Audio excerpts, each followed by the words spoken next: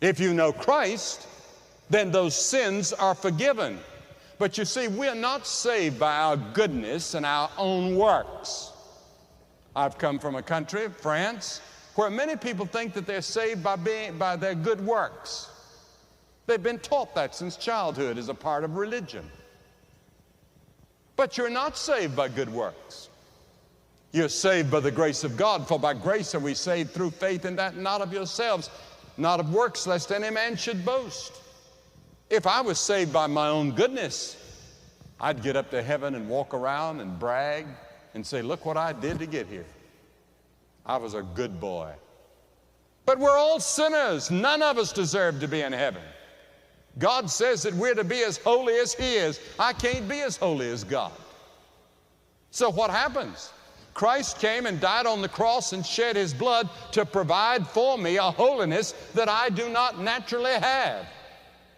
And He provides a cloth of holiness for me and righteousness that I don't deserve. Then there are people say, well, I reformed. Yes, you can reform the rest of your life, but that's not it. You must come to Christ and you must enter the narrow gate and walk the narrow road. So there's a choice that you have. You have to vote one life or the other. Which will it be? A life of surrender to Christ as Lord and Savior, or a life in which you surrender to yourself and your own desires and your own pleasures and your own lust and your own greed and your own jealousies.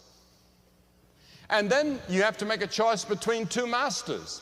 Jesus said, no man can serve two masters, for either he will hate the one and love the other, or else he will hold to the one and despise the other. You cannot serve God and materialism. You have to make a choice. It's either self or Christ. Which will it be? Not only two ways of life, not only two masters, but also you have to choose between two destinies. What is your destiny? Where will you be 50, 100 years from tonight? You'll be somewhere.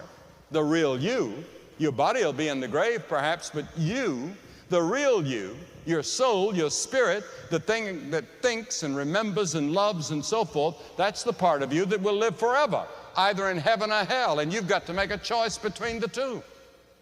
Solomon wrote about the way to hell in Proverbs 7.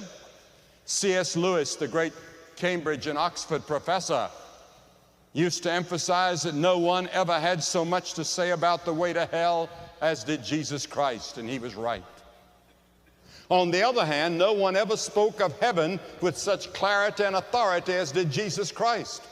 One of television's most popular programs during the last year has been entitled Highway to Heaven. Jesus Christ is the highway to heaven.